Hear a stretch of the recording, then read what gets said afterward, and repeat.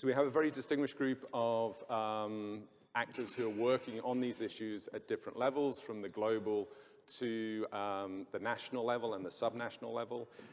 You have their names before you, and I'll say a couple of words of introduction as we go round so we can use our time efficiently. So first, I would like to invite Dr. Rachel McDonald, who is Deputy Director General of Research for the International Water Management Institute, to reflect on the first batch of questions in terms of understanding where we are with water security now and what progress we've made, what concrete action have we actually done at this point, to then think through where are the gaps in the process. So, Dr. McDonald, please. Thank you, Rob. Thank you, Chancellor. Thank you, everybody, for me to be here. So my role is the Director of Research for the International Water Management Institute. So our work is very much in the Global South. We have centers in Asia and Africa. And our role is very much about water systems. We don't work on WASH, but we partner to work on WASH, and that's some of the benefits that we bring. We look at that sort of across whole river basins or across whole countries, looking at those water systems. So what is it that we've seen have been successes? Well, I'm going to give you views from agriculture, water and agriculture. We know in many of the countries that are represented here, it's 80% of the water use. So we've got to get that right. If we're going to bring water security, let's tackle one of the biggest users of water. So in terms of what have been some of the successes, we're seeing that smallholder farmers who produce 60% of the food in the Global South, they are using things like climate information services. So we're able to give them information about weather and the need for irrigation and the way they manage their crops. We're seeing that's greatly used as a tool now. We're also seeing things like soil moisture sensors, little tiny soil moisture, they're little you can put in the ground, so the farmer knows when to irrigate their soil.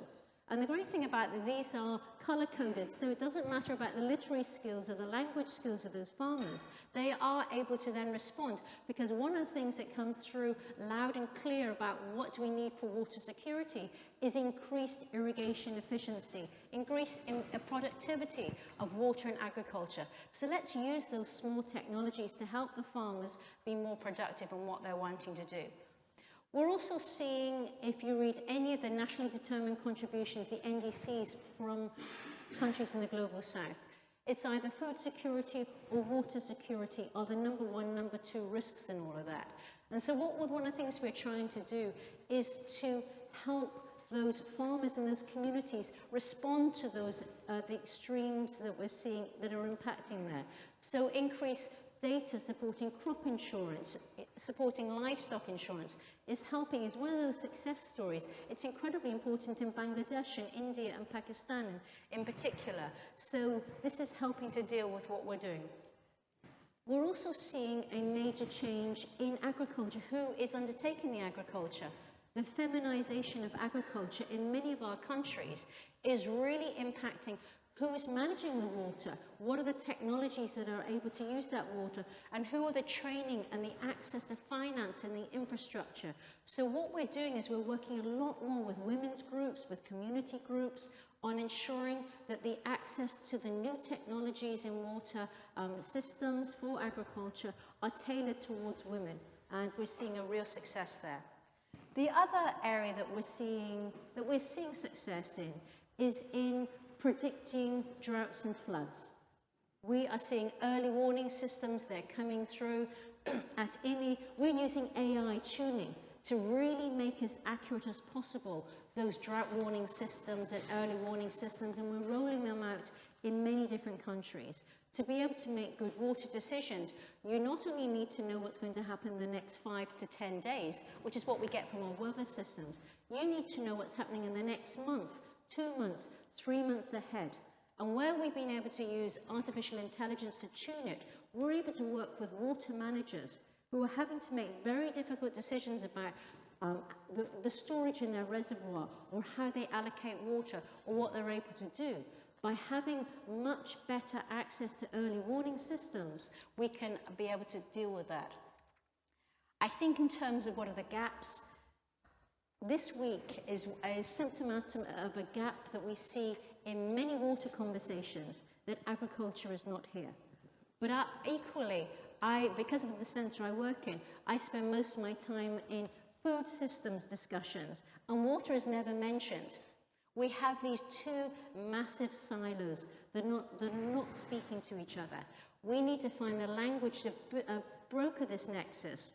And as we see these major changes in energy transitions towards green hydrogen, they're using fresh water, clean fresh water. We're seeing lots of challenges to water security from beyond water systems. And often those ministries or the access to investment or access to power are much greater than water.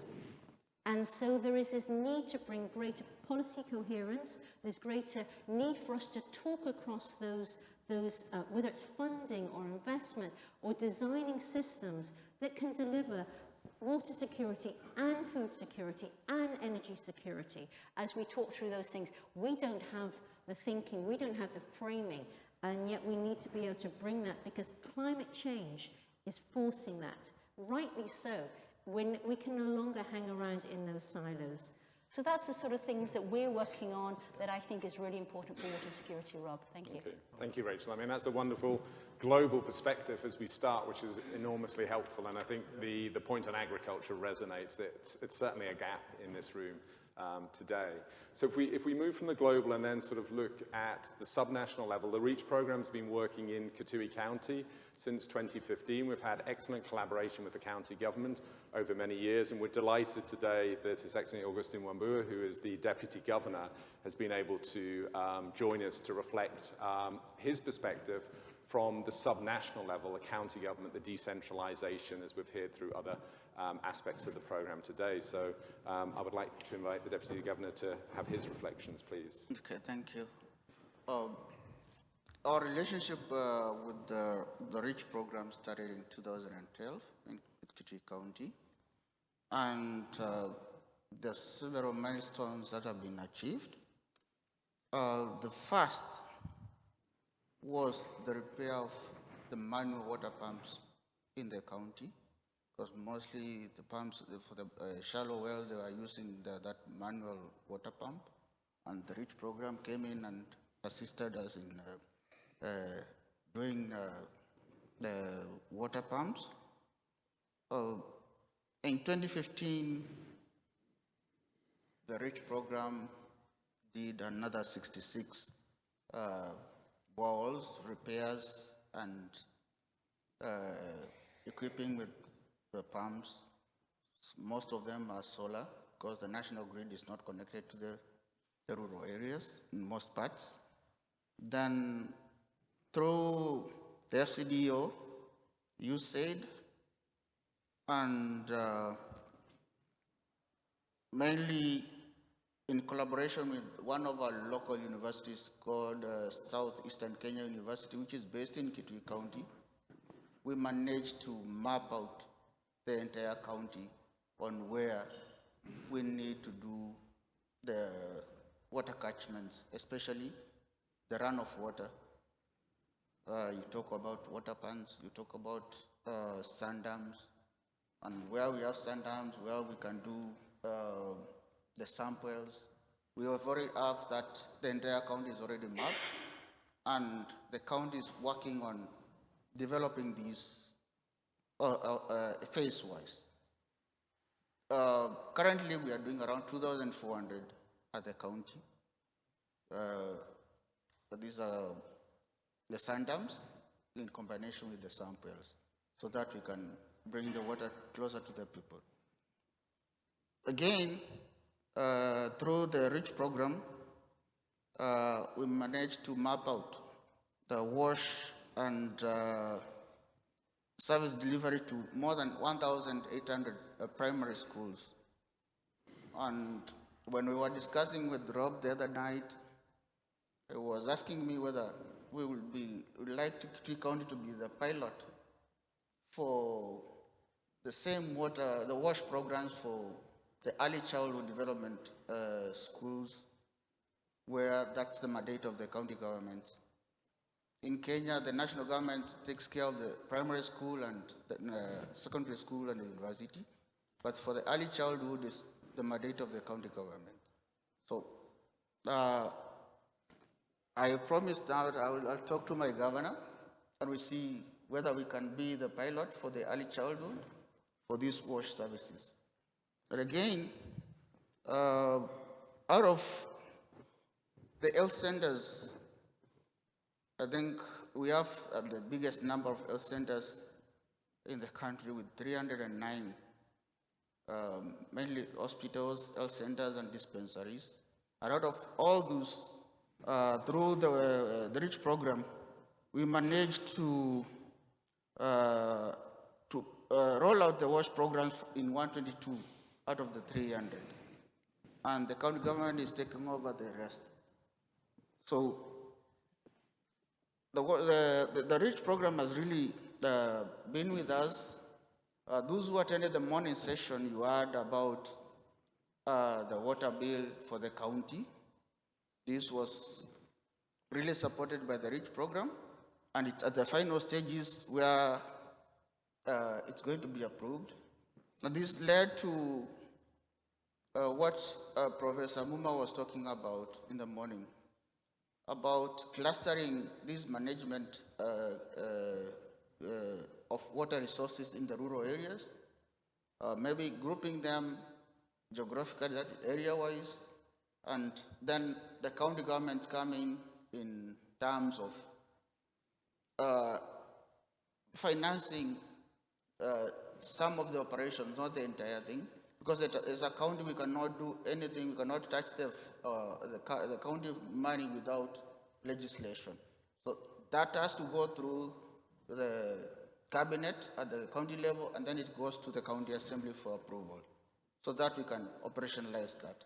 And they are proposing some changes, and also the county government is also proposing some changes to that bill, so that it can be enacted and become an act. Then there has been several forums that have been sponsored by the REACH program, especially in the field of WASH, and mainly they are women programs. When I first met the team, they had come to Kitui for a forum that was called Women in Water, which was a UN-based program, but the REACH program, they're the ones who had sponsored that project. So they're really doing a lot in terms of what they want to do to the community and giving that the impact to the local community. If you look at this, what Professor Muma was saying in the morning, those community-based water resource management committees, as a county, we would like to see more women participating in it, more youth participating in the program, in those committees, and they be professionally run. If in that committee there is an accountant to take care of the financial aspects, some managers in the committees. You know, right now, everything is being done by anybody, just the way my CEO was saying, the politically correct people. Just because you have been appointed by somebody in power to do the running of the committee.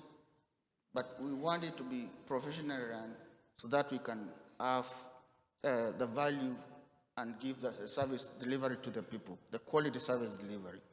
Thank you. Thank you very much indeed. And I'd like to take the opportunity publicly to thank Kitui County Government for their collaboration over many, many years.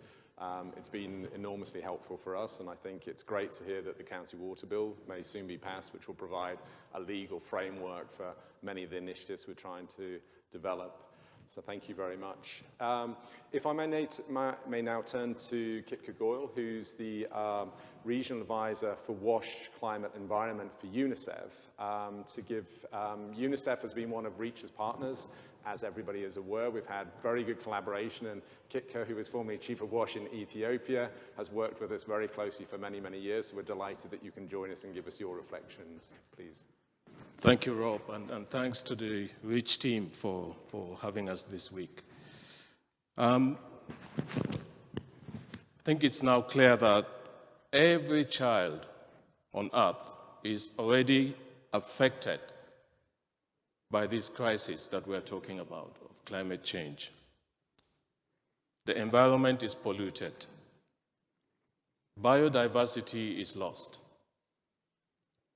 One of the ways in which this is manifested, more often than not, we see it through water. And water is central to the well-being of any community, any society. And as we've heard, when we look at food systems, we need the water. For domestic uses, we need the water. For healthcare services to be efficient, we need water. For education to function well, we need this water. When there is lack of access in these areas, vulnerabilities are exposed. And therefore, children especially become vulnerable and are not able to attain their full potentials. What we need, and what we have heard all through this week, is the collaborations that have taken place, the partnerships that have been established, and has brought together science, policy, and practice. And we have seen the impact that has made to service delivery and the quality of that service delivery. What we need, therefore, is partnerships, is those collaborations. Let's strengthen them. Let's make them work for us. Because it is only through these partnerships that we will be able to, as a collective, deliver the best results that are going to be sustainable, that are going to be resilient to shocks when they happen. I'm glad to note that UNICEF globally has developed a strategy that they've called Sustainability and Climate Change Action Plan that is broadly spelling out what is required to make this planet livable for children. In the Eastern and Southern Africa region, because of these high exposure to the impacts of climate change, the region has come up with a flagship program that is called the Collaboration for Children on Climate Change. And I think these are some of those actions that are required to really bring together the global community to join efforts and try to tackle some of these challenges and be able to provide services that are going to be resilient, that are going to stand the test of time and uphold the rights of each and every child. Thank you. Okay, thank you, Kika. That was wonderful. Thank you very much. So now if we change geographies, if we sort of travel across the Indian Ocean, we will come to India. And I'm thrilled that Debashri Mukherjee is with us today, Special Secretary of the Minister of Jal Shakti. I think of a job that I would be petrified to do each morning, and that would be managing all of India's water resources. But this is something that you have to take on, so we would invite you to share your reflections. Thank you very much, Rob, and I'm really honored to be here today. I think in terms of water security and climate change, we're already witnessing the threats to water security. As I speak today, the north and western part of India is witnessing floods, and south and east India is witnessing droughts. We are also seeing longer dry spells, more extreme precipitation. So this overall scenario of climate change is threatening water security and also threatening the investments that we have made as well as the work that we have done already. So I think we're very, very cognizant of that. Those of us here who heard Atik speak yesterday, you know the kind of investments that India is making in universalization of service delivery of water and sanitation services. So I'm going to try and touch upon what is needed and what we are trying to do to ensure that those investments are sustainable and more secure. And just 3 big areas of emphasis, and I'll sort of talk in greater detail about 2 of those areas. One of those areas you've already spoken about, which is improving water use efficiency in agriculture. For us, that's the big elephant in the room. More than 80% of the water that is used in India is in agriculture. And there is an entire political economy about trying to improve water use efficiency in agriculture. But we're working on this, and maybe I'll take that up during the question-answer session. But the 2 big areas that I need to talk about is, one is improving river health, and the other is sustainable groundwater management, which are both very important to ensure that wash services are sustained, to ensure equity, to ensure availability and water security for communities. So we have done some significant work under the National Mission for Clean Ganga, pioneering certain approaches to river cleaning and improved river management. There's been a lot of investment in it, a lot of investment in ensuring that no untreated water goes into the river, reduce solid waste going into the river, but also some models have come up which can work across other systems, and we want to sort of extend that to other river systems in the country. One interesting area of work has been this, what we call the hybrid annuity model of tendering, which, we found that when you build sewage treatment plants, when you build wastewater treatment facilities, frequently the infrastructure gets created, but it doesn't get operated effectively. So the HAM model really puts in money up front, and it's a 15-year contract where payments are against delivery of services. The other interesting, and there's been a lot of interesting stuff, but again, I'm going to focus on, interest of time, focus on some of these areas. The other interesting thing that has happened is the environmental flow regime that has been, it's a regulatory mechanism for the Ganga River. We haven't managed to do it for other rivers yet, but water for the river and an e-flow regime has been again pioneered under the Ganga Mission. And again, we will extend it over time to the other rivers. So river health is critical. The third area is communities. How do river communities engage with the river? How can they be involved in protection of river fauna, river flora? And so the Ganga Mission, with its entire community of Ganga Mitras, or Friends of the Gangas, has done a lot of work. So these are interesting models that can be picked up across. The second area that I'd like to talk about is about groundwater management. Groundwater is critical for India. We extract the maximum amount of groundwater in the world. Groundwater powered our green revolution, but it is increasingly under threat. So we're looking at a mix of data as well as community involvement approaches to try and improve our groundwater management.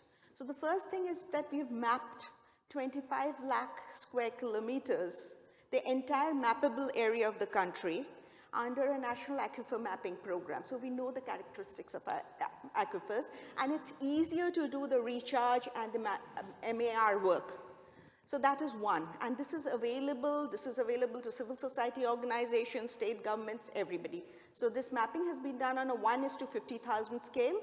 We will, for critical areas, now move into a 1:10,000 scale. The second area, and this again is very much work in progress, we are involving communities in a program to do participatory groundwater management. So communities, groundwater data is shared with communities. Communities create their own village water security plans, and Then they first start off with a water budgeting exercise, and then there are village water security plans, and this is a sort of cyclical process.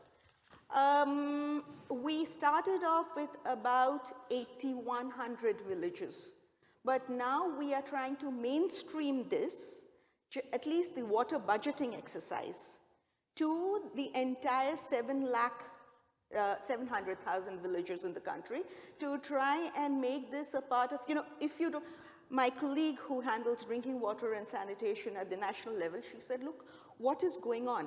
We have green fields, we have, water guzzling crops being grown, but the drinking water sources are, dropping.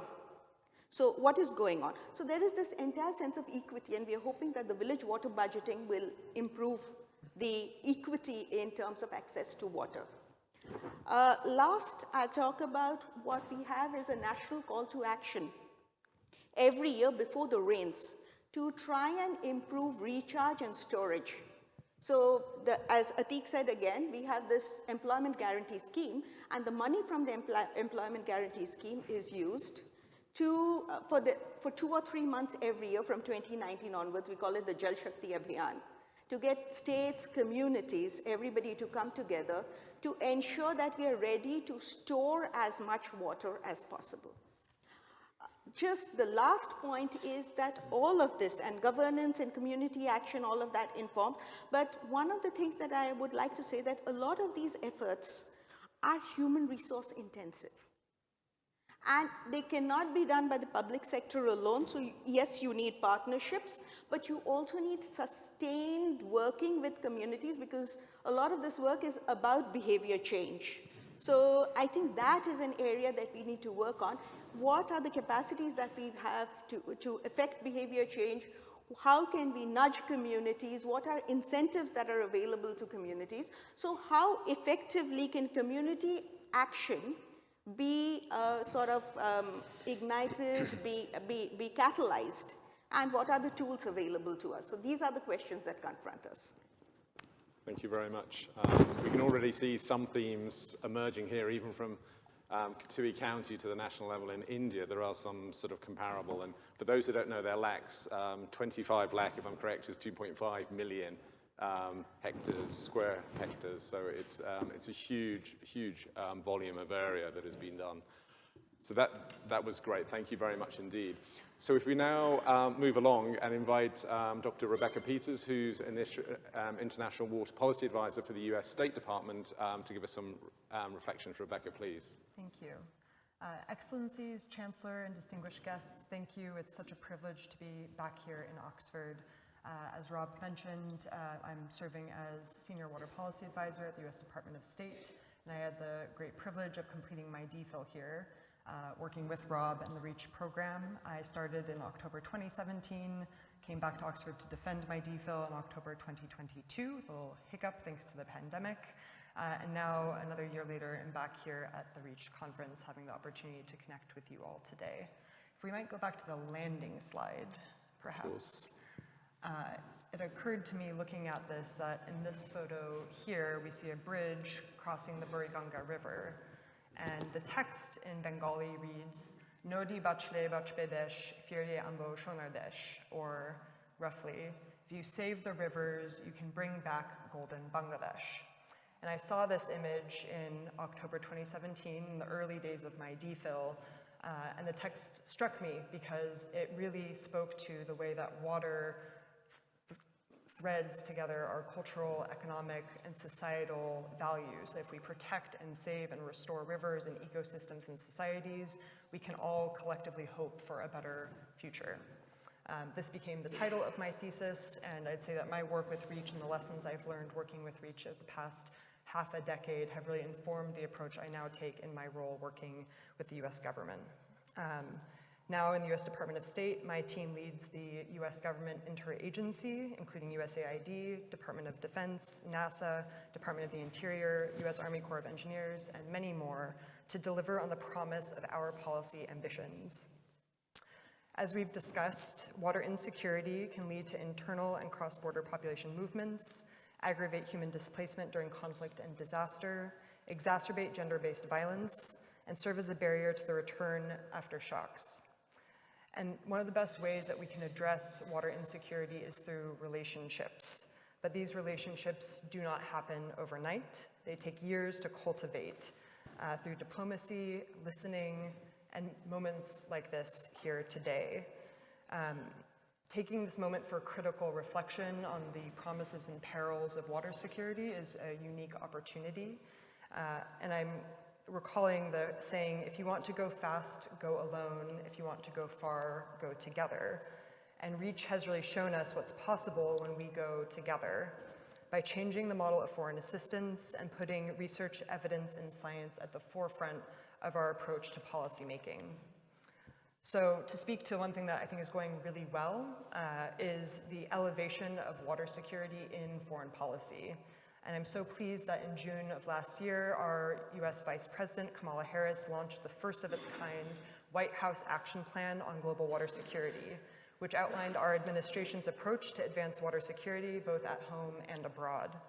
This action plan identified links between water and national security and directed our executive agencies to harness government resources. This responded to extensive research, including the 2021 US Intelligence Community's National Estimate on Climate Change, which highlighted the increasing stress on global water resources and the resulting implications of this insecurity, including worsening social inequality, economic strain, negative health impacts, food insecurity, and the growing likelihood of water insecurity as a driver or trigger for conflict. These findings pointed to an urgent and important need for a comprehensive and systems-based approach that would link water security with strengthening our national security. So how would we accomplish this? We sought to integrate water security into traditional foreign policy. And operationalizing these findings, we put together the White House Action Plan and the Global Water Security Strategy to implement the White House Action Plan. And our Global Water Strategy was released in 2022. It runs for 5 years through 2027 and calls for the entire US government to highlight, reinforce, and reorient our policies and programs in ways to advance progress toward global water security.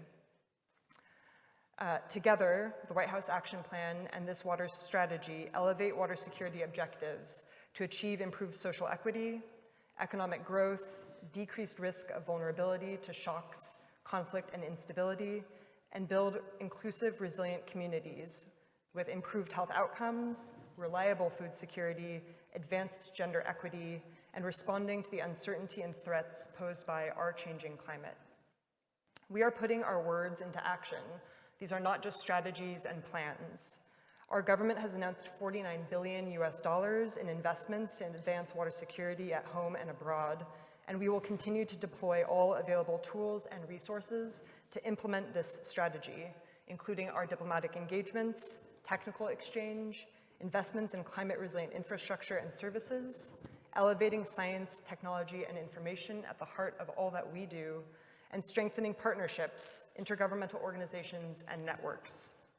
However, speaking to gaps, we also acknowledge that foreign assistance only provides a fraction of what is needed to meet this scale of the challenge. And we've discussed over these last several days of the REACH conference the financing gap, and we must use our assistance strategically to mobilize financial resources from host country governments, international financial institutions, donor partners, the private sector, and capital markets. And perhaps two other gaps to speak briefly to, if I may, are the UN Water Conference from March this year. I believe many of our governments and many of us attended. The higher level coordination and governance mechanisms that are needed have not emerged from this conference. We need to keep water high on the political agenda, as this is essential to continuing to build momentum from the conference. But without a negotiated outcome or dedicated follow-on process, we're seeing fragmented conversations and a lack of a tangible process. Recognizing the need for further conversations among member states, the US has announced a Track 1.5 dialogue among stakeholders that we will be using to ensure continuity of conversations and that we are addressing these critical gaps. And last, perhaps as a gap, is to acknowledge the disparity in climate adaptation and mitigation and the attention that these issues receive from our governments. Climate adaptation stands to benefit from sustained momentum, and I'm really pleased that our President's Emergency Action Plan for Adaptation and Resilience, or PREPARE, because we love a good acronym, was launched by President Biden at COP26 as a whole-of-government initiative to support 500 million people in developing countries to adapt to and manage the impacts of climate change by 2030. With that, I will hand back to Rob and look forward to the discussion. Thank you. Thank you very much, Rebecca. That was excellent. And it's good to hear your Bangla is as good as it always is and slightly better than mine, I'm afraid, to my shame. Okay, so our final panelist is Professor Quentin Grafton, who is UNESCO Chair of Water Economics and Transboundary Water, an incredibly distinguished career writing on many of the issues that we've discussed here. So I'd like to invite Quentin to share your reflections, please. Yeah, thank you so much, Professor Hope, Professor Charles, and of course the Chancellor and the distinguished guests who've joined us in this very special conference. I think I'm the lucky last in the sense that I can just feed off the comments of my distinguished panel speakers. But I just want to highlight something you said a couple of days ago, Rob, which was this issue around how to conceptualize water security or the water challenge or the water crisis, whatever term we want to use. And there's three dimensions. It's not me who came up with this, but you mentioned it and I'll highlight it. You know, it's the too much, too little, and too dirty water. And in too much, if you look at the statistics that are available, we actually are making substantial progress in the context of managing floods in terms of where people are and early warning systems, as Rachel told us about. And if you look at numbers, the number of people affected by floods has been declining over the decades since 1991, 2001, 2010, despite climate change. That is a good news story in the sense that we have acted, governments, Bangladesh in particular is one that's highlighted, have acted in ways to respond to the challenges and has delivered. That's the good news story. There's another good news story when it comes to too dirty. Despite the fact that there are billions of people who don't have access to safe drinking water or to safe sanitation, nevertheless, the substantial numbers have gone up of those who do. And although their gap does remain and will continue to remain, and we will not deliver on Sustainable Development Goals 6 or other goals, but certainly 6 by 2030, nevertheless, there's progress. So that's another good news story. And again, it's about governments, communities, people, private sector, public sector, coming together to deliver infrastructure and responses, as REACH has, of course, told us the last 3 days. Okay, that's the good news. That's the glass half full. Okay, so the third dimension is the too little. And I have to say, we are failing, and we're failing badly in the too little. So the too little has multiple dimensions to it, but obviously people would think about it in the context of hydrological droughts. So the number of people affected by droughts is in fact getting larger. Rachel highlighted in her opening remarks about the issue about food security and water security. They're absolutely, totally connected. And if you talk about heat extremes and you talk about water stress, you put that together, you can't grow crops the way you would like to grow crops. What does that mean? It means that already the yield per hectare, although it's continuing to rise, it's rising at a slower rate as we go forward into the future. We've got climate change on top of that, and we now have major risks. So if we have real estate agents in the room, they'll always tell us location, location, location. So I'm going to, because of the audience here, I'm going to say risk, risk, and risk, or risks, risks, and risks. Those are the risks that we face. If you look at the various models and projections, and we don't know what will happen, there could be good news stories, but add on climate change, add on the whole sorts of issues that we're already encountering, irrespective of climate change. We're extracting too much water, we're consuming too much water, then what we could end up with is catastrophic outcomes in the next couple of decades. So that's not a word that I use in hyperbole. I do think it's a possibility. If there's a possible catastrophic outcomes, then we manage that, okay, and we do something about it. We don't pretend that it's not there. We manage the risk in an effective way. So that's the sort of the glass half full, the glass half empty. The one thing I will highlight is the connecting the dots, not just in terms of food, water, energy, and environment, but it's the issue, and it was mentioned by at least a couple of the panel speakers, is this issue of ecosystem services. You can talk about nature-based solutions or green infrastructure. If we look in that dimension, we are failing, and we're failing badly. So yes, we've heard climate change. Every speaker's mentioned climate change. But what about biodiversity? Biodiversity is in a critical state, and it's getting worse. Deforestation is continuing, okay? Wetlands are diminishing. And those critical aspects of our ecosystem and our planetary health, as we damage that, that has an impact not only on our fellow creatures, it has an impact on us, and in particular, on the most vulnerable. It's the most vulnerable that have the most to lose when we have polluted water. The most vulnerable have the most to lose when there's the flooding events and water comes down at a faster rate because of deforestation. They have the most to lose because the wetlands have been destroyed and they don't have access to the services that come from that, or in terms of having water, manage aquifer recharges or whatever the systems are. So those are the challenges ahead. I remain hopeful.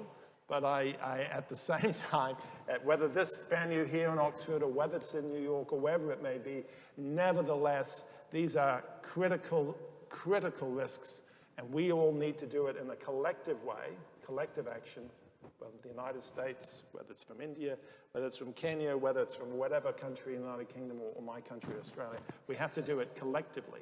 We can't do it individually. So I'll thank you for the opportunity. Okay, well, thank you, Quentin, and all the panelists. Maybe we pause here to ask for some questions from the floor before we go into our final set of questions for the panelists. So if you have any questions, can you keep your comments to the lunch break? So we're conscious of timing. We don't want the session to be too long. So if you have any questions at this stage, I think we've got microphones around the room. We can get some clarifications or questions to the panelists.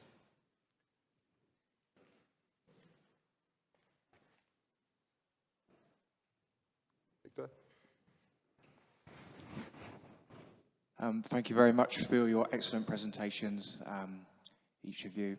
The question that I have is, we've seen the results that the REACH conference has led to, really brilliant results. But my question is, how do we reach out and extend the success of the project to reach the millions of people that need this work throughout the world? Okay, well, let's see if there are a few more questions. Anybody else in the room? Yes, Vinny, over behind you, Jose. Thanks very much, and thanks to the panel members for the very interesting contributions. I just have a question about the topic of irrigation and water use efficiency. You sometimes hear more crop per drop, but there's sometimes a bit of a debate about whether irrigation efficiency does actually result in more water being available for general usage, with the direct correlation between biomass production and water losses, consumptive water use, loss to the environment. Do irrigation efficiency measures really result in more water being available for general usage, for domestic supply, if someone else can just simply use that water that's saved for these high evapotranspiration and consumptive water uses without a very strong regulatory framework to prevent that from happening? And things like water budgeting are brilliant at the local level to raise awareness about that, but are we getting there in terms of regulation to really make sure that doesn't happen, that big water loss? Thanks. Okay, thank you. Any other questions? Okay, well, maybe we touch briefly on the irrigation one. We'll turn to the REACH another time. We don't want to focus too much on the program. Quentin has written an awful lot about this, so could you very briefly summarize where the debate is, Quentin? Okay, so irrigation efficiency is a ratio, okay, so the most it could be is 1.0. It's a ratio of the water beneficially consumed in the production of crops, food or fiber, as a ratio, so that's the numerator, as a ratio, the denominator is the water that it is extracted for that purpose, okay? So you can have it at different scales, at a field scale, you can have, basin scale. The challenge with irrigation efficiency, and I'm sure you all get it in this room, but a lot of people don't get it, is that when you increase irrigation efficiency, you're increasing evapotranspiration for beneficial purposes. But that water was going someplace.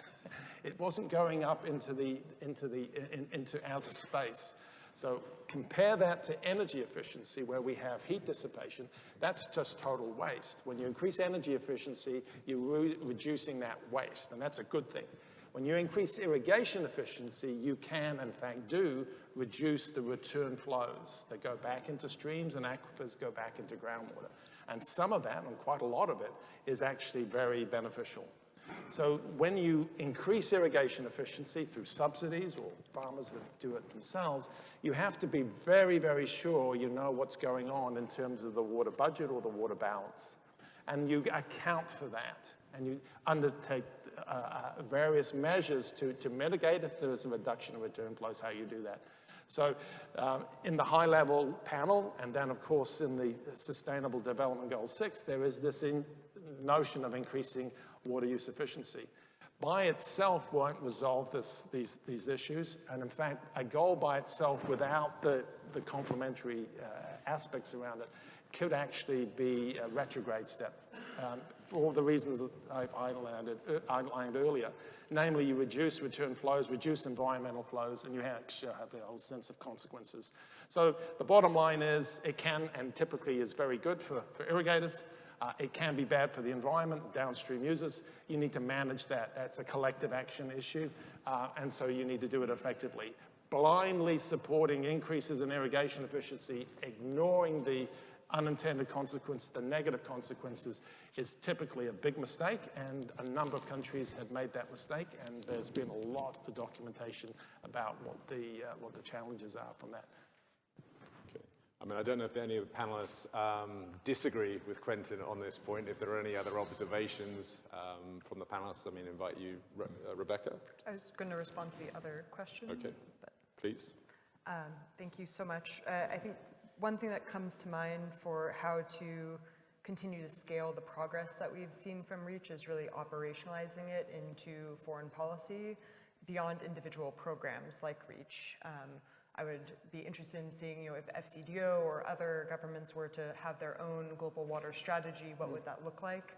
How would that reflect kind of the values and processes that we've learned throughout REACH?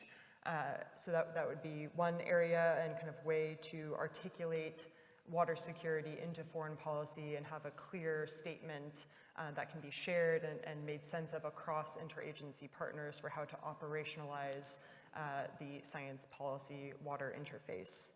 And the other thing that comes to mind, less so as a mandate of REACH, but more generally, really is that the structure of our bureaucracies in government are not designed well to respond to these types of challenges. We have stovepipes in place that separate energy from water, from food, from ecosystems, from biodiversity, from climate change even.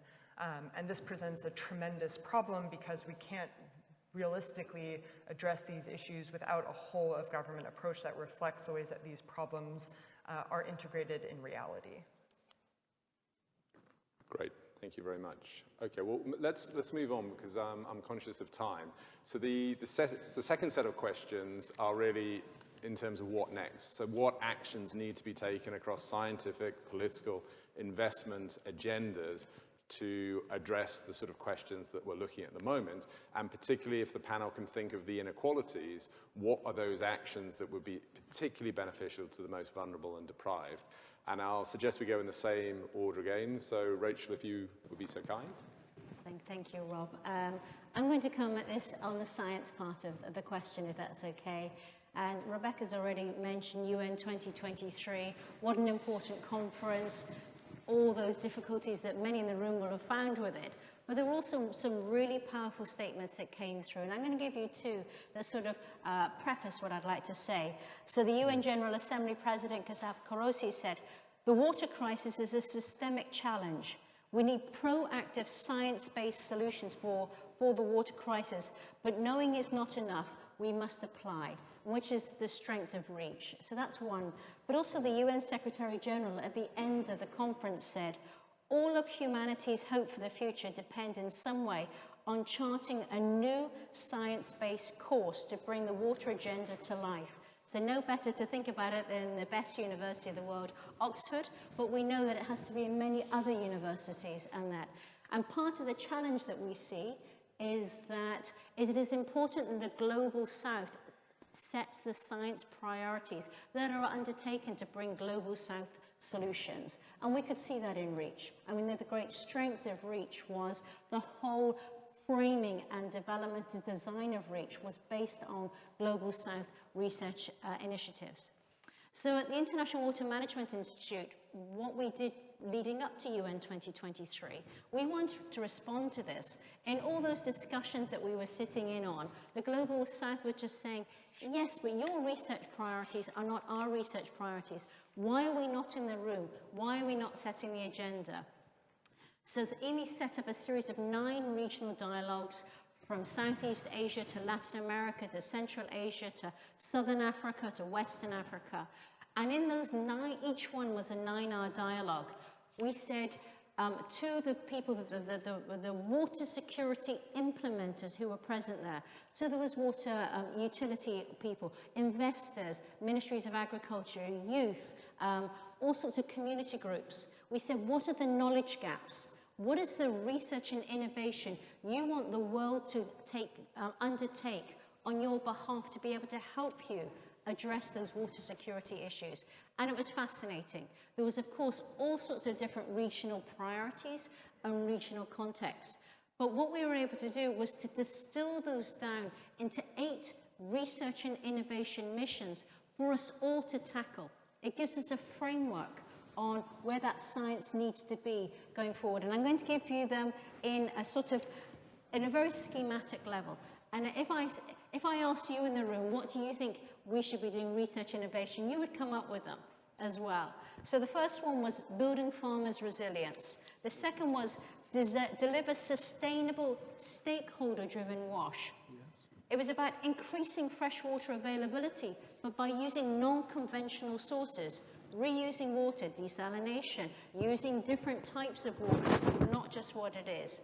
It was to make water infrastructure more ready, future ready, that was ecologically, equitably resilient. Again, that's things that we've been talking about here in Oxford. And those were the sort of main 4 areas of the water sector to address.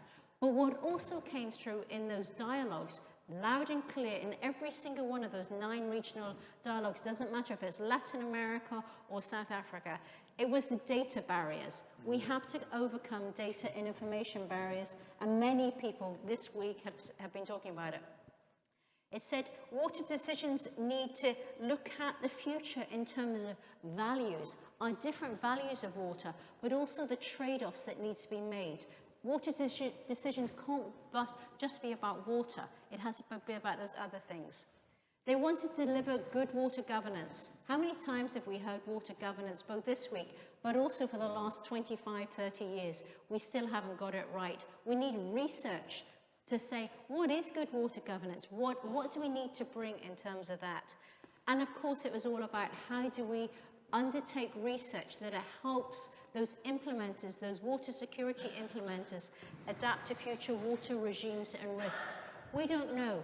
We've heard climate change modeling this week, but we don't know what the water futures are going to be based on those models. And there's a huge amount of research and innovation in doing that. So in terms of going forward, we have a very clear mandate which all of us involved with research and innovation can come together and deliver that knowledge to be able to help water security implementers bring the changes that are needed, that they see that they need into it all. So I hope as part of REACH, maybe we could be thinking about how we come together to deliver those missions. Okay, good. Thank you, Rachel. That's excellent.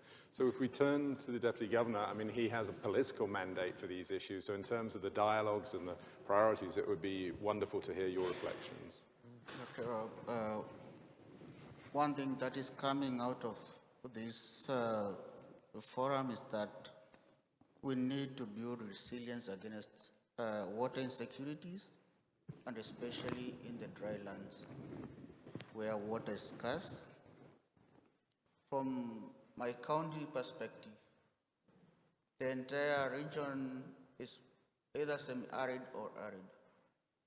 The land is full of large quantities of minerals and mainly limestone. That makes the water to be more saline than any other area. And when you combine doing the groundwater and desalinating the water, the water so that it can be fit for human consumption, it becomes a little bit expensive for the county governments. And that's why our big concentration is more on the runoff water and water harvesting. And what we need to do as a county or as a local government is to improve the governance of water resources and services to the people. We also need to increase the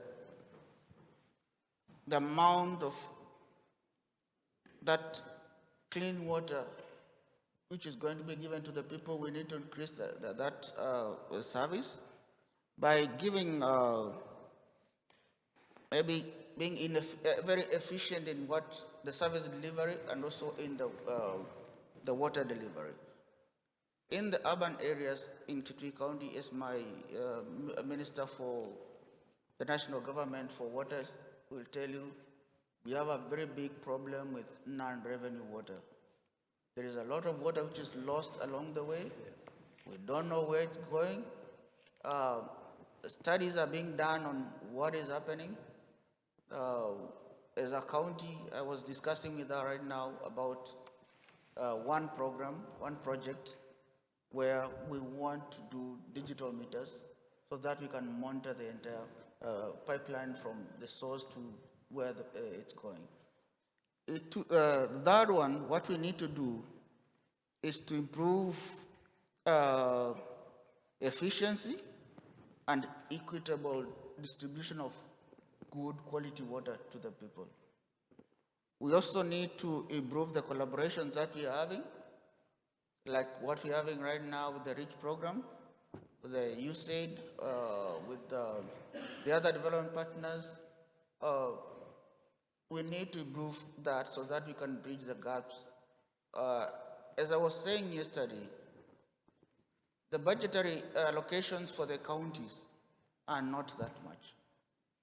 The national government is there doing the bigger projects, which is also because of the way the land, the entire country is, a big chunk of the land is arid or semi-arid. So there is a lot to be done for the water sector. So we need the development partners to come in to bridge in that gap so that we can at least give our people good and clean water. We also need to develop and implement a leveling agenda and a collaboration with the stakeholders so that we can have, especially in capacity building of our staff at the county level, so that they are knowledgeable of what they are doing. We also need to teach our people on the proper uses of water. I know we came into government just the other day, but we have started working on smallholder agriculture irrigation in the families, especially the kitchen gardens, together with the small patches. Like right now, we are doing 16 within the county. We have segregated some areas where we need to do some smallholder irrigation so that we can do it as a pilot, then we can replicate it in the other areas. So, ladies and gentlemen, the area of collaboration is mainly going to drive the way forward. And we need to build that resilience so that we can have enough water, clean water for everyone. Thank you. Thank you very much indeed. So if we turn, Kitka, if I can invite you to give us some ideas of actions from the UNICEF perspective. Right, thank you, Rob. And certainly a theme that was coming out this week was the need to scale up and scale out. And I think certainly this is something we as practitioners need to do. We've heard again and again that the SDGs are off track. And that is because of the fact that those services that are able to, that are supposed to support the development across the board, social services, are not up to mark. And because of the exposures to climate change, now these services are getting even backwards. So how do we, as a community, move forward? I think we need to look at how to protect what we have and build on it. And by protecting, it means building the resilience. We can do that with our national financing as well as the international financing, because I think targeting and making efficient use of these resources is something that is equally needed. We have the youth, especially, and young people in Africa that are the greatest asset for the continent. How are we looking at the future for them? We need to empower them with adequate skills for the future. And this is what the much talked about, green skills for green jobs. Let's invest in that. And by doing this, we need to put money into innovative solutions that need to be trialed out. Some will fail, some will succeed, but we need that to be able to move forward. And then ultimately, we need to reduce carbon emissions if we are to, cut down on these exposures and the intensity of what is coming forward. And I think this issue of reducing emissions is something that we sometimes think it's up there, but it starts with each and every one of us, the small actions we take. Do we really look back and say, can I contribute in my small corner to reducing this? And I think this is the challenge that I want all of us to take forward. Thank you. Yeah, thank you, Kitka. Debashik, we have your reflections. Right. So I think maybe 4 points. I'll echo the point about data. Data, information, but in a form that makes a difference to people. So there is, for instance, just as an example, we just published the first census of water bodies in India. So we mapped all water bodies, we geotagged them, and while there are inaccuracies in the census data, what it is doing is starting a conversation about water bodies. And there are questions in Parliament, the media has picked up. So, how can we use data so that it makes a difference to people? So that, I think, is a big challenge. The second area of work for me would be really governance and regulation. And regulation, keeping in mind that water is intensely political in our country and I think in all countries, there is this issue of what kind of regulation, what regulation works best, and here we need examples so that we can learn from each other, proof of concept, maybe try out what works in my context, what works in yours, and for that I think programs like REACH can be very, very useful. The third area of work for me would be also to mainstream water. So frequently what we do is that as water practitioners we talk to each other, and that's great. We need to talk about what we're doing right, what we're doing wrong. But we need the finance people. We need to make the case for financing of water and water services. That's critical. And that is something where we need to enter into other fora. For instance, for the G20, water was a part of the environmental deliberations. So while we did do a good practice compendium, we did not get the kind of, so this is an area of work, I think. And finally, I think it is critical to build communication strategies around water. For instance, groundwater frequently for us is an invisible resource. How do you make it more visible?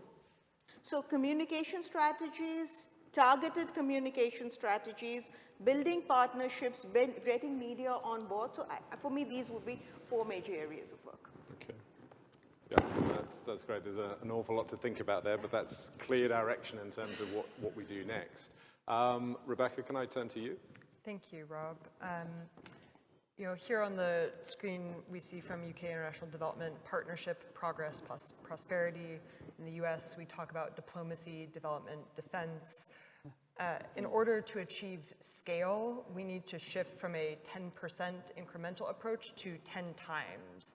Where can we get leverage and scale across the types of risks that we've discussed over the last several days and really over the last many years of this work in order to achieve that 10 times uplift, so that it's less about sort of incremental nudges here and there, which also matter, but really about achieving scale and coordination across our governments in order to be pulling in the same direction.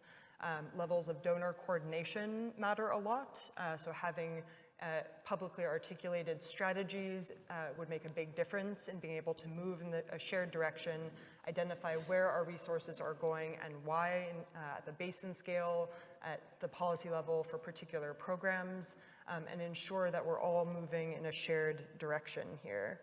And speaking of which, to pick up on the very appropriate point about regulation, just before flying here, actually hours before getting on a plane, I was on the Anacostia River with the Anacostia River Keeper, talking about the regulation of individual chemicals in the US and what it really took to create a sea change in the United States around toxic chemicals ending up in our waterways was the Toxic Substances Control Act. So rather than picking up on individual chemicals, we were talking about banning entire classes of toxic substances. And that is an example of the difference between a 10% and a 10 times change that can allow for systemic level shifts to achieve the SDGs, to achieve the kind of goals that we're talking about. And maybe just to end on a note of thinking systemically, as well as in my work in Bangladesh, I would see time and again chemicals showing up in rivers that are banned in the European Union, banned in the United States, but are showing up in Bangladesh's rivers because of the export of a number of industries to Bangladesh from the global north. These legacy chemicals are ending up in Bangladesh's rivers, in the soil, and in people because they're not banned across supply chains, just at the national level. So if we're really thinking systemically, really wanting to think about protecting rivers around the world, we also need to think about our own practices at home and how we approach these in our policies around trade and investment. Thank you. Okay, Rebecca, that's great. And it's good to hear that you have, the US government has an alphabet soup. We have it in Reach as well. We talk about risks, responsibilities, and results. Well, I do at least anyway. Okay, finally, Quentin, can we invite your Yeah, thanks for the opportunity again, Rob. Look, when we talk about sequence of actions, obviously it has to be in a context, it has to be at a local level, but in a way I think about it as a researcher is a theory of change. You've got outcomes, and there's multiple outcomes you want, and as Rachel and others pointed out, there was the issues of trade-offs. So you need the data to understand what those trade-offs are, and then you work through your outputs and your inputs. And that's part of the discussion we've just had, is to work out what those inputs are, what the investments might be. The outputs are the sorts of things that Reach, of course, is doing, scaling up, scaling out. And the outcomes, of course, is ultimately SDG 6 plus.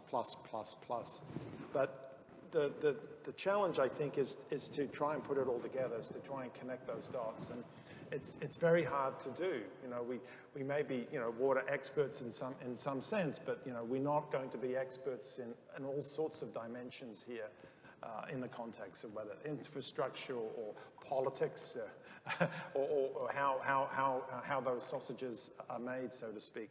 So I think it is a challenge, and it's not going to go away, not going to be diminished. So wearing my economist hat, I tend to try and sort of bring it down into what sort of actions or ways or tools we can think about. And one of the things that economists, and not just economists, but think about is this issue about values, and that was raised earlier, and prices. So the prices, it's clear, you see it in a marketplace, but what's not clear is the values. And values, non-market values, aren't there. And I think that's a big, big problem. I highlighted on the green infrastructure. I think that's because those values aren't being accounted for. So I think that's really, really important. And if you don't account for them, they don't get considered, and therefore the trade-offs aren't implemented in the way they should be. The other issue is about rights and responsibilities. You know, we all have responsibilities, personal and professional, but some people have rights and some people don't have rights. So in my country, Australia, the Indigenous Australians have less than 1% of the water rights, okay? That is an historical and ongoing injustice. But it's not just an Australian story, it's a story that's globally true.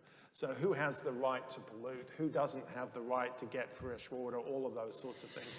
And yes, that features in the political economy, who makes, you know, but it's an important point, and I think it's something that hasn't been said because it's a dirty word, this issue of the political economy. And what I mean by political economy, I'm saying that people who are not wanting change, not wanting reform, get in the way because they have the rights and the influence. So the presumption often in these sorts of events is that we're all in it together, we're all trying our best. Actually, there's a bunch of people who don't want change. Because once you start to have change, you start to reallocate water across different uses and different users. And bet your bottom dollars, those who already have it do not want that to change. And they get in the way.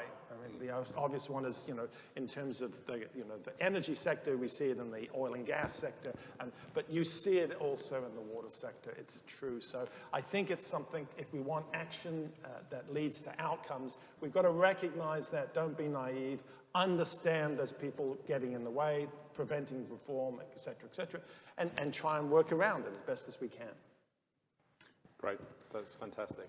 Okay, I'm conscious of time, so I'll turn to the audience now for questions. Do we have a round of questions? If you put your hands up, then we'll go round. I can see Professor Salehin has a question, and Iris. Let's start with a lady. Iris, we have a pregnant lady in the room, so I think we should very much start with her. Here, please. Great, thank you for your excellent comments. It's fascinating to hear all your insights. Seeing that we have such a truly global panel sitting together, and hearing also that the international efforts are not coming along at a supranational level as we'd like to see them. Do you see opportunities to work together at a lower level between whether it's city, larger communities, state level, in between countries, ways that you can learn from each other or benefit from each other? Would be really interesting to hear. Okay, let's take a round of questions. So if we hold that from that for the moment. Professor Salehin.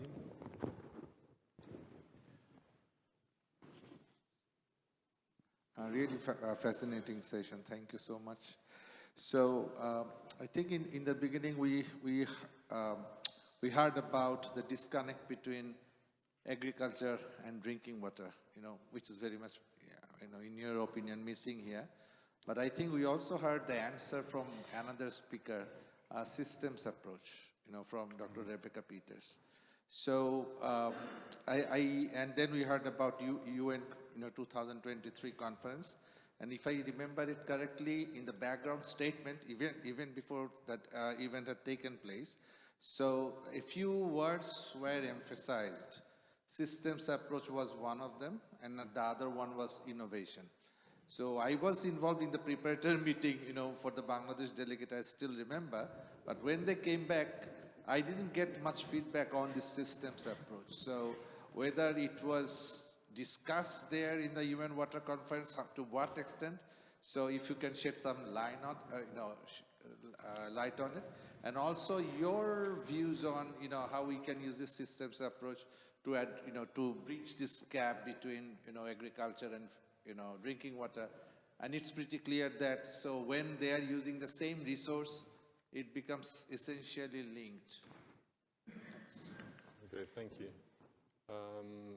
We have, yes, 2 questions over here. We'll take 3 final questions, I think. Professor Alago and Anna Gren, and then Vinny. Thank you so much. Really extremely interesting to listen to all the presentations and discussion. I was thinking that going forward, as this second part of the discussion has focused on, how do we engage the private sector? And specifically, I'm thinking of companies with a significant water and environmental footprint. How do we get them to value and act on water as a financial risk and also to drive the necessary large-scale change to better protect their water systems? And also, how can we adjust tariffs? So thinking about justice, about rights, and of course, these political dimensions that are very sensitive sometimes to speak about, but I think we have to be bold and really start thinking about these issues. So yeah, perhaps something going forward, thinking specifically on those sectors that are contributing the most towards CO2 methane emissions, so the energy sector, the agriculture sector, manufacturing, transport. If somebody can speak on that, okay. Thank you. Yeah, thank you. Okay, thank you. Yes, just to add one more thing, I kind of picked up that there's a lot of unclear governance issues when you look at water governance issues across countries, and we are all treating things in a different way. If we look at the spectrum of, those who are, from the very, very poor to the very affluent, there are different ways that countries are treating this issue to ensure that at the national level, their people are water secure. But I think without any kind of clear statement, there's always going to be some confusion and a lack of achievement of objectives, because no one knows who they should be learning from, what they should be looking at. There isn't a spine that ties people together. So I was just wondering what your thoughts could be on that particular issue, and whether or not, agencies like UNEA, could come up with a resolution that helps, people to roll around a pivotal point. Okay. Then we have a question here from Vinny. Thanks very much. Vinny Casey again from WaterAid. Just on the water resources side again, things like managed aquifer recharge are sometimes deployed as a means of restoring water from aquifers that have been depleted by unmanaged aquifer abstraction.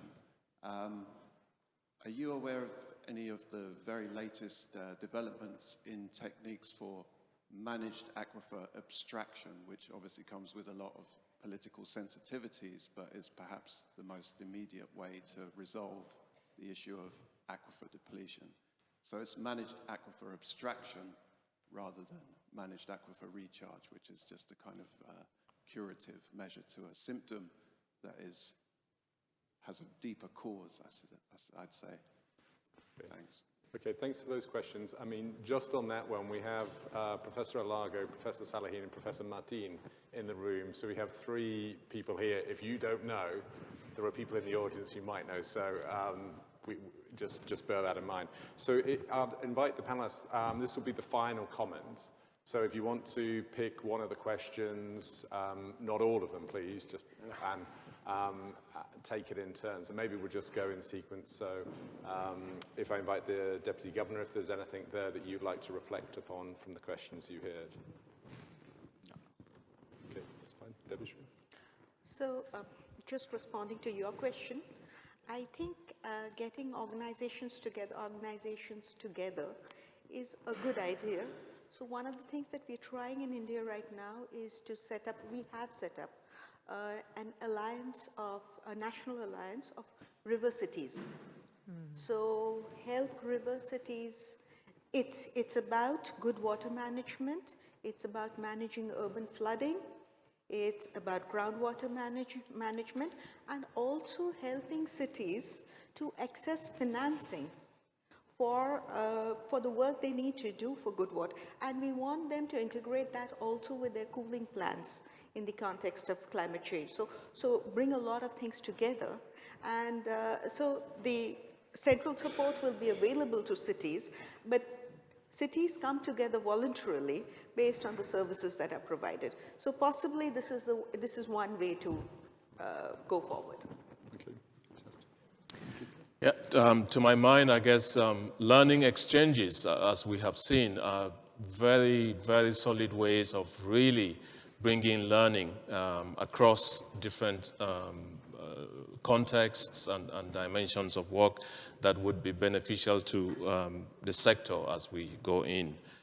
In terms of managed aquifer abstraction, I'm glad to know there are professors on that already, but I guess, you know, monitoring it to ensure you are not depleting, you are not mining water out, but it's water that is being recharged would be one of the ways, I guess. But certainly the professors know a lot more than what I'm saying. So, yeah. Okay, thank you. Rebecca? Picking up on the popular theme of exchanges and city or subnational diplomacy and exchanges, which I think really picks up on a shift in how we think about foreign assistance and donor relationships, is rather than being models of technical assistance or models of technical exchange. And one such program that I'm really proud to work on for the US government is the now 13 years running Sister Rivers Partnership Exchange with the Mekong River Commission and the Mississippi River Commission, whereby we alternatively bring Mekong River commissioners over to the United States and Mississippi River commissioners, the two MRCs, over to Southeast Asia to learn from one another. And most recently, just last month, we hosted National Committee members and Mekong River commissioners in California to visit NASA Jet Propulsion Laboratory, the Scripps Institute of Oceanography, to learn about the best of US technology and how we can apply that in managing rivers in Southeast Asia. And one other program that we work on is a water operator partnership exchange that pairs cities across Southeast Asia with US cities with sort of analogous water operator partnership related issues. So we bring folks from Hanoi's water system over to San Francisco, folks from Miami to Manila in the Philippines. And these kinds of exchanges have really deepened the relationships and model of exchange to be ones of sharing knowledge and building relationships. And perhaps last, speaking to private sector engagement, right before the pandemic, we had been planning what was to be a hopefully very fruitful roundtable related to the fast fashion industry that would bring together European, British, American, and Bangladeshi partners working in fashion to discuss the water pollution aspects of the industry. I hope that we might be able to revive those kinds of initiatives now that we're in a opportunity to revisit things in person. Yeah, and I think we have a representative from Primark in the room today, and we've been having some of those discussions. Thank you. Quentin? Yeah, well, I won't answer all of that. I think there are 4 key questions. One that's already very well answered in the connectivity. The issues around systems and system dynamics out of UN 2023 water. I don't know what happened. So I think others are better qualified than I am. And there's 3 people in the room who can answer the question about managing aquifer abstraction, but I'm happy to engage afterwards. I think the other question was around the issues of prices and taxes, et cetera. And I think it's worth highlighting here that although social license is really important and consumer preferences in response to that is really helpful, it's most certainly not adequate. Okay, so if we hear that this is sufficient to bring about the change we need, it's just total rubbish. Okay, we have a catastrophe coming our way, both in climate change and water, that are obviously closely connected. We need radical or transformational change, and we need it now. That is not going to happen just through some social license and consumer preferences. Okay, so that means we have to price bads, and pricing bads doesn't mean necessarily a tax. It can mean quantitative restrictions, regulation, et cetera, around that. We also need to price the goods. So when people are doing the right thing and supporting and generating external benefits for others, then there's a reward for that as well. So those are the sorts of nitty-gritty issues that we have to face. And if you want to take it out of the water context, not that we need to, but if we think about the climate change context, if we think that it's oil and gas companies are going to change their modus operandi simply based on their social license, we're in fantasy land. It's also true in the water space.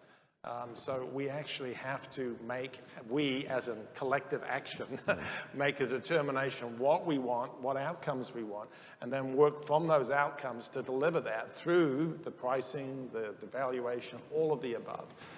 And that has to be at a local, national, and of course global context, because all these issues are global for the reasons I highlighted in my opening remarks, is this issue around food. So if you look at certain parts of the world, in Africa in particular, you look at the water issue in the context of relatively high levels of water availability in quite a number of countries in Africa, that would appear to be an issue that, water's not such the priority in that particular space. It is if you add on the dimension of food imports and where those food exports are coming from and what the implications are in the next 2 to 3 decades. So it's an agricultural, food security, water security issue. So those are the sorts of things that require global action and collective action. It can't just happen at an individual, regional, state, or a national level. Thank you. Rachel, final words with you. Fine, it'll be very short because I know lunch is waiting out there for everybody. And it comes back to that learning from each other. And we've got together, we've learned, we've also read the policy briefs, we've also read lots of outputs. But we can also be better at communicating the success stories. And one of the things that we've been doing at IMI is we've been using reality TV. There is a program in Kenya called Munda Makeover, and it goes into a farm and sets up good practices for a farm. Now, this is important viewing on a Sunday afternoon in Kenya. I didn't realize this, but it's been a fantastic way to bring some of those new innovations to a much wider audience that haven't necessarily been able to travel to Oxford or other areas like that. So I think we, as knowledge generators, those that have got success stories in their country, we need to use every sort of possibility. So don't shun reality TV. Okay.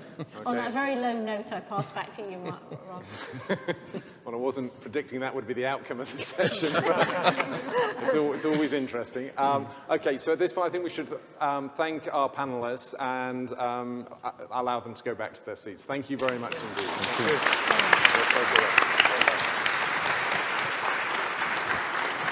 Thank you.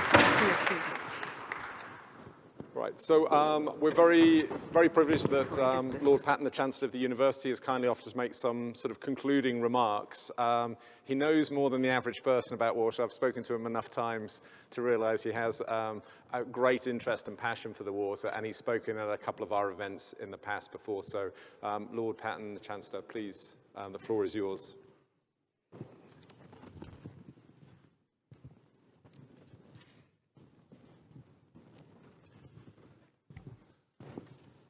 Thank you very much indeed for the opportunity of talking to you in this room which has slightly unpleasant memories. This is where we take exams at Oxford, those of you who don't know. And I can recall 7 or 8 difficult days in this room. I know that the Vice-Chancellor has already welcomed you to Oxford, and I'd like to repeat that welcome. And of course, say how interested I was in the views of the panelists. Professor Charles and Professor Hope have given leadership here with the Smith Institute and the Departments of Geography and the Environment, and we're very grateful to them for what they've done. And I'd like to express our enthusiasm about the success of REACH, with some way to go still, I think, before you get to 10 million. But also say that I'm grateful that this project has been supported on the important ground by some of those you've heard from today, but also from the FCDO, the D we've had to add in the last few years, and I'll come back to that point in a moment. Grateful to them for the 22.5 million which they managed to squirrel away from a department budget which has been in the last few years under a lot of pressure. I'll say a little more about that in a moment. And we're particularly pleased to be able to welcome you because, well, this is a university in the Thames Valley, surrounded by rivers.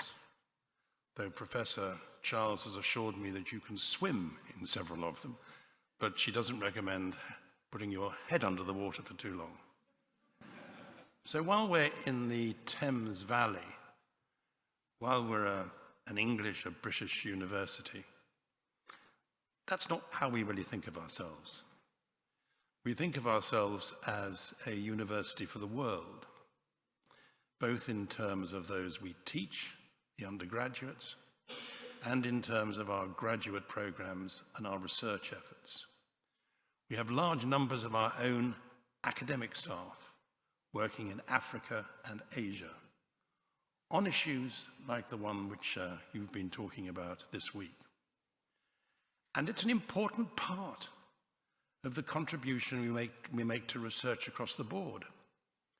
We wouldn't have made the progress we made with the COVID vaccine had it not been for the work we were already doing on malaria in Africa. We wouldn't have made a success of it so quickly had it not been for the teams in Africa that we work with to see the efficacy, to check the efficacy of individual treatments. I could say the same about issues in Asia, including demography. These are really important parts of our efforts as a university. And I repeat that we see ourselves, as this week has shown, we see ourselves as a world university, not just a British university. Now, there are several personal reasons why I've been so interested in this subject. And perhaps you'll indulge me for a moment while I mention one or two of them. First of all, one of the most successful plays in London at the moment, and those of you who've come here from other countries, I recommend you get your high commissions or embassies to get you a ticket. They can afford it, which is more difficult perhaps for you personally because the theatre prices in London now are so prodigiously steep. But the play is written by Mark Rylance, one of our greatest actors, and someone else, and he's also Mark Rylance stars in it. And it's about a Hungarian scientist working in an obstetrics unit in a hospital in Vienna in the 19th century. And the scientist becomes increasingly interested in the fact that the mortality rates in a ward run by women, by nurses, is so much lower than the mortality rate run by doctors just at the other end of the corridor. And he eventually concludes there's a simple reason. The nurses wash their hands. They scrub the floors. They wash the sheets. Not so with the doctors. This was a piece of research which eventually led to most of the groundbreaking work that was done on bacteria. The relationship between clean water and health in the most basic ways. Clean water helping babies to survive, helping mothers to survive. So I thought about you when you asked your question just now. Of course, the male older doctors, the grandees of the hospital, hate it all. And the Hungarian eventually goes bonkers because of the pressures he's under and nobody believing in him. But within years, Lister was doing operations with bacteria understood and controlled, and with clean water helping people to survive. And it reminded me when I was a development minister 25 years ago or so, two of the things that I've been in the past are both the Environment Secretary and the Minister for Overseas Development. It reminded me of a big, expensive project we were doing in Asia, which was a complete failure. And we had in consultants, expensive consultants, to tell us what had gone wrong. But it was perfectly obvious when you looked at the statistics that the program was never going to work because the water was dirty and because the levels of female literacy were so low. And I always thought that if I had a magic wand as a development minister, there's two things I would have wanted to change were female literacy levels and dirty water. I noticed looking at some of the background papers that the figures you use for the number of people in the world who don't have access to clean water is pretty much what I remember I used to say 25 years ago. So we've made progress, and you've made a lot of progress yourselves, but the figures are still pretty alarming and pretty steep. The second reason why I'm particularly interested in this subject is because I'm a gardener. The Chinese say if you want to be happy, you drink alcohol. If you want to be very happy, you become a gardener. And I do most of my gardening at a house, an old farmhouse in France, with a well going back to the Middle Ages.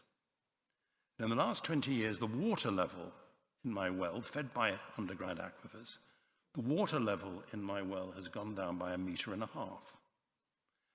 So, inevitably, I don't need any conversion when it comes to talking about climate change. I don't anyway need any conversion because I was a member of a government, I was Environment Secretary under a Oxford scientist who became Prime Minister, and was probably the only person in her cabinet who actually understood climate change. Other people thought it was slightly dubious, but as a pupil of one of the best, and she would never have understood it, communist scientists here, a chemist, she actually understood what she was talking about and actually made a speech at the UN General Assembly about climate change. The other thing which I think I learned from that experience, and it touches on my overall experiences as a Minister for Overseas Development, is the huge importance of leadership and partnership.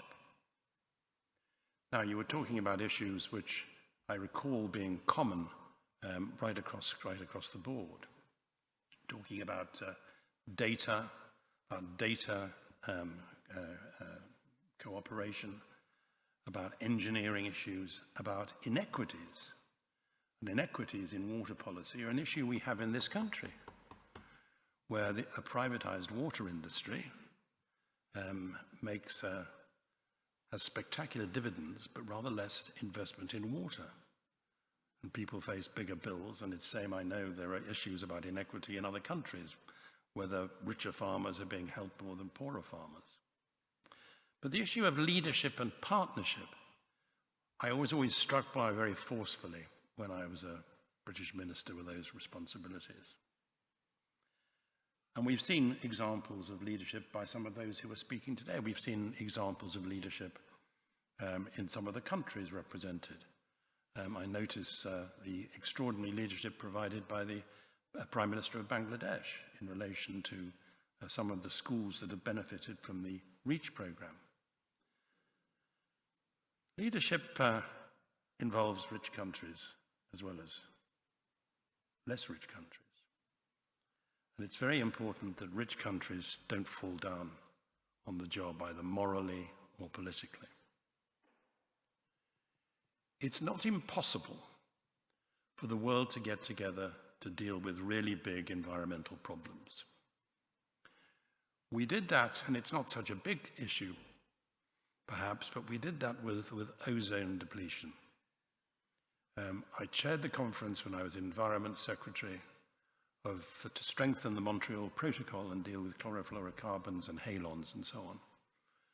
And it went very well, partly because the developed countries, the rich countries, with very strong leadership from a Republican administration in Washington, let it be said, which would have surprised some people today, but also because all of us eventually agreed to pay up to help less well-off countries implement the agreements that we made. India, China, and others. Real resources from developed countries to do that. And I think it's important for us to recognize that today. And to recognize that in the policies we need for the future in relation to climate change and in relation to all the things you've been talking about, we need governments which are more concerned about saving the planet than saving their own skins. And I think that's a particular lesson for us in Britain just at the moment, which I say with no great pleasure. So we've got to show leadership in the richer bits of the world in order to help others who are having to deal with these really tough issues, cope with them in so many countries in the poorer world. It's a responsibility which all of us have. And of course, providing clean water is one of the things which should be right at the top of our list when it comes to coping. Clean water, which, as was suggested, when it falls, tends to fall in the wrong places. I was interested in what was said about India. In China, it's true that there have recently been terrible floods in the north. But on the whole, there's a real problem in China because most of the water falls in the south and most of the industry and use of water is in the north. So there's a real issue. I won't touch on the other issue, another issue which we have to deal with in talking about clean water. Not only health, not only education, but as a representative from the State Department said, the security issues. I once wrote a part of a book about the potential for water wars, which is a real problem, I think, which will face us in the future, particularly if climate change makes even more dense holes in our ability to cope with our environments in a sustainable way. So thank you very much indeed for reminding me of some of the things that really matter in the world. Thank you for reminding me about some of the things that have most mattered in my public life. And I'll conclude with a point which is, I think, one which people in rich countries sometimes forget. I remember going to Bangladesh after the floods in 1987. And I was being taken round in a helicopter from one beleaguered village to another. And we got to one village, and there was a woman there with a little baby who was terribly sick. And we were asked if we could take them back in our helicopter to the nearest village, to the nearest town. And one of my private secretaries gallantly gave up his seat. And with the Oxfam representative, we took the baby and the mother off to a local hospital. And a couple of years later, I was sent from Bangladesh a photograph of a little bouncy, healthy 2-year-old. The private secretary who was with me at the time and had given up his seat said to me, you know, that's what we should say more to people, not just about helicopter flights, but what overseas development is all about, is helping kids to live, is helping to prevent babies dying. We don't make that moral case enough in developed countries. But it's why all the things you've talked about in relation to water are so important. And at the end of the road, clean water, more babies alive. Thank you very much for all your contributing. I hope you've enjoyed this surprisingly good weather in Oxford. It isn't like this the whole time, as you would have discovered yesterday and the day before, when shortage of water hasn't been a problem. But I hope you'll enjoy your time here, and I hope you'll recognize that this is something we're really proud of, the extent to which at Oxford, Smith School, Professor Hope, Professor Charles, regard the world as their oyster. Thank you very much indeed.